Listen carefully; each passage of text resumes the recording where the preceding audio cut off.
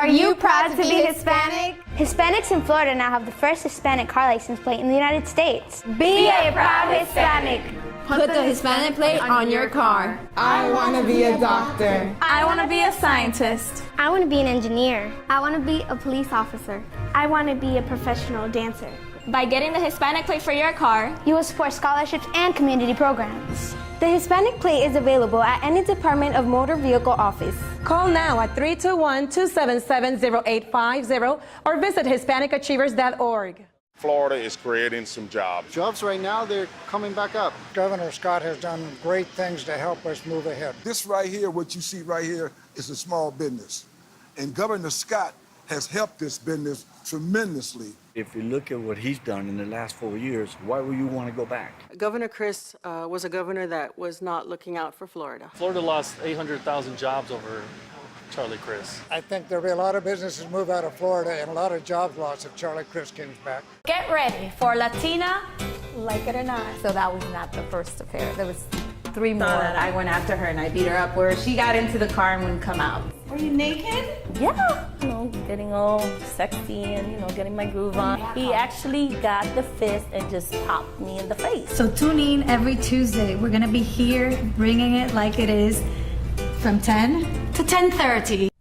Hi, I'm Danny Ramos and welcome to this week's edition of Hispanic SpeakOut TV. We've been on the air for 14 years on Hispanic Speak Out with Bright House Cable. And we are here every Tuesday night at 9:30 p.m. And I'm here with Maria Padilla, journalist, and my co-host Jose Miranda. And we're going to talk a little bit about the NFL. The NFL scandal. Okay, what's you guys' take on the NFL scandal? Well, the latest NFL scandal, which is about the child abuse, that triggered a very long Facebook back and forth actually on Jason Henry's page, which a lot of us went back and forth on because I said that I did not believe in spanking. Okay. And I did not believe in any kind of physical punishment of children. I didn't do that with my own child, and I think that sometimes it's very easy when you're angry and you're trying to discipline your child, you cross the line. 72, a poll out there by GMA has indicated that 72% of the population agree in corporal punishment, some sort of spanking. That they should, that it's they acceptable. Should. And over 50% in the same poll in the South believe in using a switch or something. Well, I don't agree with that. I absolutely do not agree with that. Were you ever spanked? No. I'm not talking about your personal life. I'm just talking about as you growing up. No, I don't recall ever being physically mistreated or mishandled by my parents. Both were born in Puerto Rico. Okay. And I don't remember ever getting hit by them. Well, and I have 2 kids. Oh, okay, so Okay, no, I was never spanked. Okay. I have 2 kids. Right. Okay, that I adopted. They're adopted kids. Right. Okay, I never, ever touched them or had the need to touch them when it came to correcting their behavior. Have you know ever why? And I you know agree why? with that. I'll tell you why. I'll tell you why. And I'm a guardian ad litem, and I deal with a lot of abused kids. Okay, I'll tell you why. Because they just don't want to take the necessary time to talk to the child as long as it takes to make that child adjust their behavior. Hitting, bam, short, quick, and it's corrective, yes. But it's so quick. What you got to do is talk to the child. Tell the child the difference between right and wrong. Take the time. Exactly. Take a time with the child. Because the child responds to love. If you give it love, they will listen to you. And also, if you spank, that's usually a last resort. That means that you've run out of ideas, you've run out of what to do, how to discipline this child, and you're just reaching for the very first thing that occurs to you, which is to spank someone. Now, I'm not saying that in extreme cases, you shouldn't even more because that child needs professional help. Spanking is not going to do it. It's just going to create anger in that child. So when it's an extreme situation, and you'll know if it's an extreme situation if it's repetitive behavior. Repetitive, you need to go to seek professional help. And along those same polls, they said that if the kids who receive punishment of some sort are more prone to use drugs and stuff in the later parts of their life. And they're more prone to accept that with their children. So you're getting a generational you know, repetitive Yeah, performance. but they beat the Because crap what out of they you. say You're sort of okay. You're sort of okay. So. Well, parents have to say, well, if it was good enough for me, That's right. but it's not good enough for you. But it's been I good think around, you're settling for it's very been good little. for generation for No, generation. listen, I've you didn't turn out too bad either. let me No, let me but let me tell I you never something. struck my child. Have you know, there are cases here, okay, Right. where a child has misbehaved and the parent sticks the child's hand in boiling water. Don't do it again. Bam. That's Puts their extreme. hand on. That's extreme. It happens here. abuse. That's No, abuse. but so is physical contact. Yes, Because I agree with you. I'm not arguing a that. child's a child. A baby's a baby and a child's a child. You weigh your response based upon who you are and your size. Right. You don't know how it's going to affect the child. And not only that, I think it damages that potential relationship you have with that child. Absolutely. Because to It hit a fears child you. is to humiliate that child, to really impose your size and your strength on that child. Corporal It's punishment, totally unacceptable it's to been me. around. It's been around forever, and you cannot tell me that people out there have not People benefited do it. from out. People do it culturally because it goes to extremes culturally, but that doesn't mean it's right. Just because that's the way mommy and daddy did it. Don't tell me that mommy and daddy didn't chase you with a chancleta. Okay? No. Don't even tell me. No, no. I was chased with a chancleta. I was there you never. go. I was never chased with a But I chancleta. never chased my daughter with a chancleta. I never. You know. I think that you just have to take. If you're gonna have children, then you have to understand it's time consuming. Yes. Just like teaching them how to read is time consuming. It's teaching frustrating. them. Yes. It's all of those things, and you just have to have that kind of patience and skill, because we're talking about skills. You need skills as a And parent unfortunately, to deal with your children. you don't get a guidebook Would when you you think the kids in the now- hospital when you walk out. Are the kids much No, you different don't. now coming up than when you were? I know they had horse and buggy then, but we're talking about now. It the depends on the 21st age century. level, because you know. Don't you think they're different now? They're much more advanced. They're I computer think savvy. I think they're they're the same. exposed to more information. Exactly. But that doesn't mean that they're less sensitive, or they need less love, or they need no. As a matter of fact, parents should be very much aware that the internet takes their child away from them and the Yes. personal communication, which is a big danger because kids are spending 4 or 5 hours a day on the internet.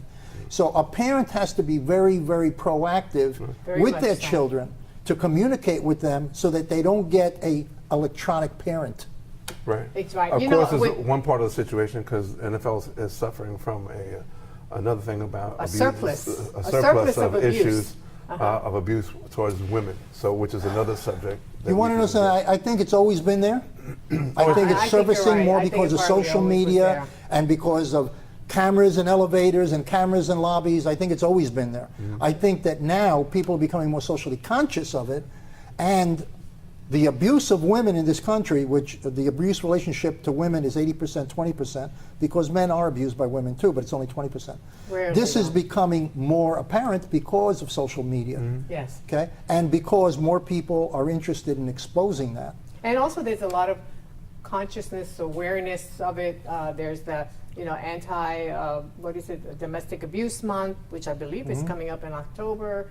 You have a lot of things like that to raise the awareness level about how unacceptable this form of behavior is and how women really do have options. But hasn't it been, I don't know, alleged or, people lean towards what Latinos seem to abuse their wives a lot? No, I Or is think it it's all just across- cultures. I all think, across the board? look at some of the Mediterranean cultures, the Egyptian, the Arab, the Muslim. Yeah, but they remove their hands and feet. Man. We're not talking about that. they stone them. They stone them. Those are extremists. So if you want to see a little bit about that kind of topic, you stay tuned to this show. At the end of this show, we start Latinas, like it or not, and we have 2 guests on Latinas who have had physical abuse situations with their husbands. They're going to say it all. So you're going to hear some pretty dynamic conversation. The first 8 minutes of the show is kind of an introduction, but going towards the middle and the back of the show, you're going to be really surprised what these women say vocally about their former husbands and the kind of contact they had with them. So you stay tuned. That's an abuse situation, which leads into that with the NFL and all this kind of stuff. So stay tuned to that. We'll be right back. This is Danny Ramos on Hispanic Speak Out. I've always had my own style. Yes, she definitely had style. But in fashion merchandising at Sanford Brown, I learned how to make it a career from industry professionals like Miss Cooper, who was really supportive. Textiles, design, marketing. We teach real fashion skills and the business of fashion. I wanted a career in fashion, and Sanford Brown helped make it possible. Get started on your future career in fashion at Sanford Brown College. Call 877-751-9111 now for your Career Builder Career Guide. That's 877-751-9111. Get ready for Latina. Like it or not. So that was not the first affair. There was 3 more. That I went after her and I beat her up where she got into the car and wouldn't come out. Were you naked?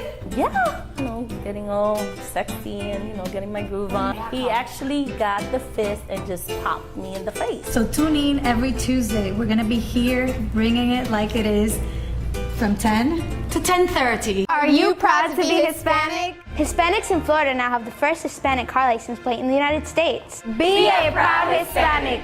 Put the Hispanic plate on your car. I want to be a doctor. I want to be a scientist. I want to be an engineer. I want to be a police officer. I want to be a professional dancer.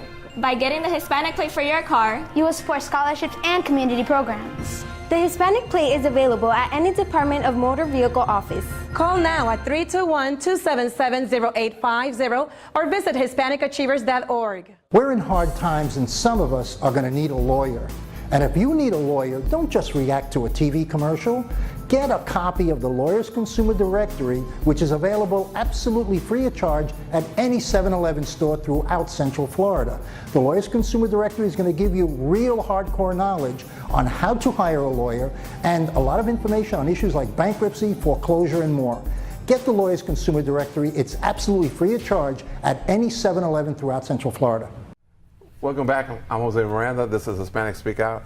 Ms. Glenda Chauncey to my right. We're speaking politics. We're speaking about a possible increase in the Orange County taxes. So what's up?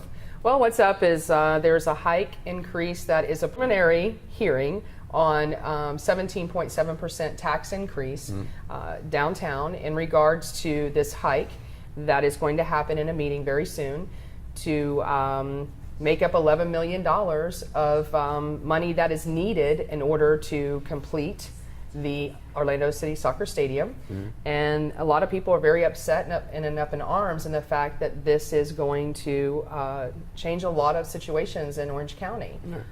Me being one, for an example, as I mentioned to you, I have 6 clients. 4 out of those 6 clients, they literally, by this increase, if you take the assessed value today and you take the 17.7% and calculate that, the average is about $1,000 a year. Well, someone on a fixed income, $1,000 a year will make a huge difference, because they're barely making it. So out of those clients, right now in the modification process, they're not going to qualify because of the magical numbers that are involved with getting modifications. And some of these also are firefighters. I have 1 police officer. So now seeing in Orange County that not only the 17.7% tax increase, the property tax, they're also looking to cut the benefits or salaries of these employees. So that actually just came out today as well to make up the difference of $11 million. That shouldn't be. The public servants work very hard, especially law enforcement and medical and emergency response teams and those kind of things. So, where's this money you said is going to the soccer stadium? Well, my understanding now, I've heard around the way that it's something to do with a lot of the different professional sports that we have in downtown Orlando. And again, I don't know. I know the main focus right now is on Orlando City Soccer because there was an issue with a church that was to be bought out in order to leave that particular area to make an easy transition and they to decided build. Not to leave. They decided not to cave in, and they asked for a lot of money. I mean, quite honestly, it was a big chunk of money. Wasn't near the value of the property at all. It was way above that, which is fine. But now they have to move the stadium a little further, I don't know, west or something is my understanding, which now that $11 million is going to have to be recuperated somewhere. I guess, let's face it, it's probably going to be a lot more than that. I guess most of the time that'll be okay because all the citizens, residents of Pine Hill said, hey, I want a soccer stadium in my neighborhood, so I can understand that. Well, I mean, here's the thing, it's a damned if you do and damned if you don't. It's that stadium was old. The Citrus Bowl is old. It's been old for a long time. I went to many soccer games because it's something I can afford to take my son to. I can't go to the Magic games. It's just way out of my league. But it was nice to see the stadiums filled up. But it's an old stadium. It really did need some repairs, if anything. Maybe making it as grandiose as it's going to be. I don't know. All I can tell you. What about this novel idea that the soccer group pay for their own stuff. Wouldn't that be fantastic? I want a stadium, let me build it. Well, I mean, let's face it. I think all these corporations, being Orlando City Soccer, Magic, all the, I mean, look at the DeVos family. It's all Amway. These are multi-billionaires. Yeah, they can you afford know, it. they could have afforded to do a lot of things in their community. They choose to pick their battles and what they're going to pay for and not pay for. And that's because there's no restrictions on them. From my understanding, there is nothing that sets in stone, hey, if you're going to come build in our neighborhood, you're going to have to participate in the cost. It always seems like to me the taxpayers end up paying.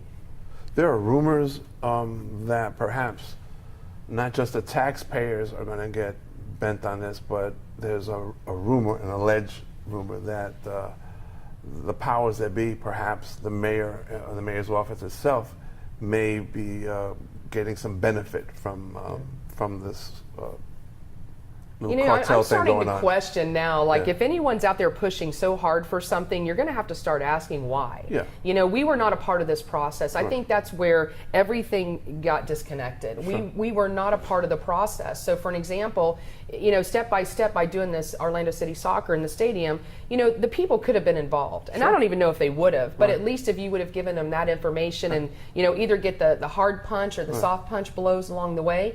But I mean, I think we needed to have more information instead of now at the last minute, the back door going, oh, by the way, your increase is going to be 7.7%. Well, even better yet, we should have a referendum of some type put on the ballot where the concept of we the people could make that change, that decision. Yeah, I don't know how that could be done, Right, but I you know, don't either. it sounds and it's legitimate. something that we should follow up sure, on. absolutely, absolutely. I mean, again, to me, I'm concerned about the families that are just barely making it. Right. You know, the teachers, and I know they're throwing them in there, but firefighters, police officers, they've already had pay cuts. Sure. You know, cost of living's going up, and they're being cut back. You know, there is no balance. We have to have balance if we're going to make communities work. Right. And it just seems like we're just not in balance, and it's all in the name of these huge corporations that come in, Right. you know, boom, mow everything down and say, oh, yeah, well, you And- guys pick up the tab. And we should put stuff on the referendum to vote on.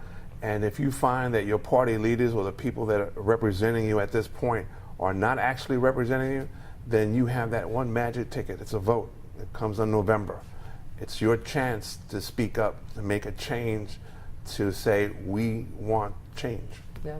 And like I always say, I'm the poster child for that, because I always thought, you know, well, if I don't vote, it doesn't matter. It doesn't. My opinion doesn't matter. Yeah. But I'm going to tell you, I was part of the problem. I became a voter in order to be a part of the solution. Right. And I think we all have to switch this. If this is what we've got to live by, this is how we get things done in our country, we're going to have to step up as citizens of the United States to do the right thing. Absolutely. You need to go out and vote. G, thanks as always. Always. We look forward to your next report. Let's hope next week, and then we'll find out what's going on with this 7.7% tax hike. All right. I'm Jose Miranda. This is Glenda Chauncey. We'll be back. Nice sunset. Nice tan. But what's the real choice between Charlie Crist and Governor Scott? Charlie Crist slashed state education by nearly $1.4 billion. Under Rick Scott, education funding's at an all-time high. Governor Crist lost 800,000 jobs. Scott helped create nearly 600,000 jobs. Crist maxed out the state credit card. Scott reduced state debt by $3 billion. Charlie Crist, he's smooth. Rick Scott, he's the better governor. Get ready for Latina, like it or not. So that was not the first affair. There was 3 more. That I went after her and I beat her up where she got into the car and wouldn't come out. Were you naked? Yeah, you know, getting all sexy and, you know, getting my groove on. He actually got the fist and just popped me in the face. So tune in every Tuesday. We're going to be here bringing it like it is from 10 to 10:30. Before I became a graphic designer, I thought I only needed to master the software. The computer can only do so much. But at Sanford Brown, Ms. McCarthy helped me develop my eye for design. She even shared her own professional experiences. The adventures of a real-life graphic designer. Prepare for your future career as a graphic designer at Sanford Brown College. Call 877-918-6444 now for your Career Builder Career Guide. That's 877-918-6444. Hi, I'm Jose Miranda. This is Hispanic Speak Out. Tonight we're speaking with Dolores Guzman, and she is an advocate in the neighborhood, in the community, and she has something she wants our listeners to know. Mi querido pueblo latino, quiero hablarles de lo más profundo de mi corazón. Muchos políticos dicen que este no es nuestro país, que nos debemos regresar de donde vinimos. Sin embargo, de la única manera que nos podemos hacer valer, respetar y contar es con nuestro voto. Tenemos que demostrarles a los políticos de esta nación que la comunidad hispana dirá presente en las elecciones 2014. Estas elecciones son muy importantes porque nuestras vidas diarias dependen de las leyes que nuestros políticos electos ejercen a diario en nuestras ciudades, condados y estados. Te invito a que como parte del sueño americano al que aspiramos todos, es que votes en las elecciones primarias en agosto 26 y en las elecciones generales en noviembre 4. Si no estás inscrito para votar, visita a tu oficina más cercana de elecciones, de supervisor de elecciones, tu oficina de tu partido preferido o tu biblioteca local. Para ejercer un voto inteligente, conoce a tus candidatos locales. Ellos son los portavoces en tu ciudad y tu condado. Inscríbete a Latino, infórmate, mi gente, y vota, es tu derecho. Mi nombre es Dolores Guzmán, activista latina. Si necesitas mi ayuda, llama al 407-314-4007. What else can Before I became a graphic designer, I thought I only needed to master the software. The computer can only do so much. But at Sanford Brown, Ms. McCarthy helped me develop my eye for design. She even shared her own professional experiences. The adventures of a real-life graphic designer. Prepare for your future career as a graphic designer at Sanford Brown College. Call 877-918-6444 now for your Career Builder Career Guide. That's 877-918-6444. Get ready for Latina, Like it or not. So that was not the first affair. There was 3 more. I went after her and I beat her up where she got into the car and wouldn't come out. Were you naked? Yeah, getting all sexy and, getting my groove on. He actually got the fist and just popped me in the face. So tune in every Tuesday. We're gonna be here bringing it like it is from 10 to 10:30. I've always had my own style. Yes, she definitely had style. But in fashion merchandising at Sanford Brown, I learned how to make it a career from industry professionals like Miss Cooper, who was really supportive. Textiles, design, marketing. We teach real fashion skills and the business of fashion. I wanted a career in fashion, and Sanford Brown helped make it possible. Get started on your future career in fashion at Sanford Brown College. Call 877-751-9111 now for your Career Builder Career Guide. That's 877-751-9111. Welcome back to Hispanic SpeakOut TV. I am Maria Padilla, and I am here today with Tina Caraballo, who is running for judge in Orange County, Group 10. Welcome, Tina. Hi, thank you, Maria. It's a pleasure to be here. So you're running for judge. Why? It's always the number one question. I'm running for judge because I'm truly committed to serving the citizens of Orange County and all the litigants utilizing our court system. It's absolutely critical that the litigants have a judge that's fair, impartial, and committed to serving their needs. Right. And I bring all those things to the table. That's wonderful. And this is your first run for judge? Yes, it is. Okay, and how has that experience been like? You went through a primary, is that correct? Yes, so I was fortunate enough to win the primary, but not by more than 50%, which is the cutoff for judges. So now I'm in the general election runoff against the incumbent. So that was a very educational experience. For the most part, it was extremely fun. I was forced to do things that I normally wouldn't do. I had the opportunity to meet amazing people, go to wonderful events. I've learned areas of Orange County that I never knew existed. I had to go to a community center or a rec center or something, and it would be on a road, and I'm like, wow, I didn't even know this was back here. Exactly. So that's been a lot of fun to get to know the county and the residents better. And what have you learned about yourself in that process? I have learned that I need to have more patience with people who are not on time because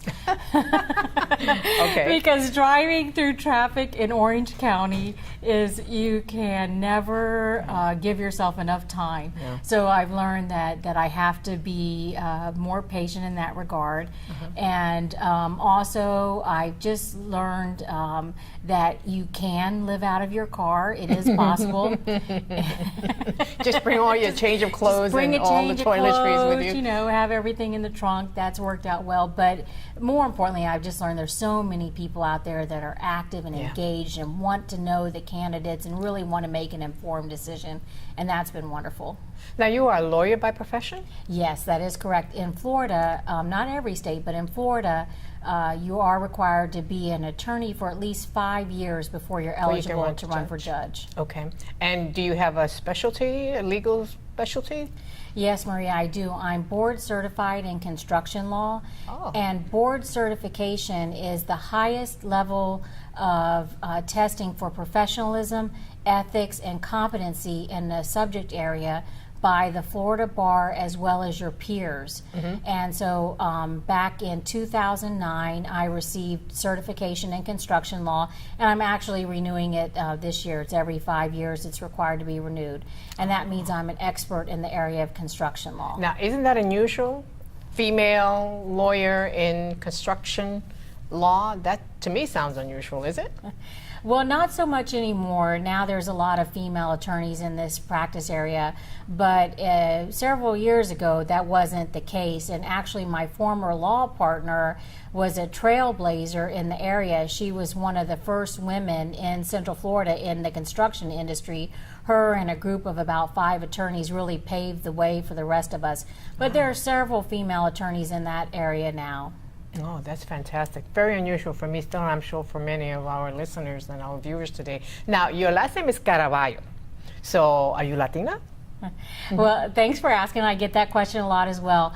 I consider myself to be part Latina. I'm not by birth, but I met my husband when I was 18 years old, and he is from Puerto Rico, from Mayagüez. Oh, Mayagüez. Okay. And we've been together for 29 years, married for 28, and we have 2 children. And I've been to Puerto Rico many times. I love my family. My brother-in-law and sisters-in-law are the godparents to my children. When my husband and I were in the first Gulf War, our oldest son actually lived in Puerto Rico while we were in the war. My brother-in-law and my mother-in-law took care of him while we were in the war. So, did you meet here in the States? No, we met in Germany. Oh, wow. In my first duty assignment in the military. We were both in the Army, and we met in Germany. Okay, that's very unusual though, but 28 years is a long time. Is there anything else you want to tell our viewers about running for judge? Well, you have to remember to vote on November 4th. I know it seems like you've heard a lot from us judicial candidates, but you just have one more time to vote, and that's on November 4th. So please vote for me, Tina Caraballo. Thank you. So there you have it. That's Tina Caraballo. She is running for judge, Orange County Judge, Group 10. Thank you for joining us today, and we'll be back next week.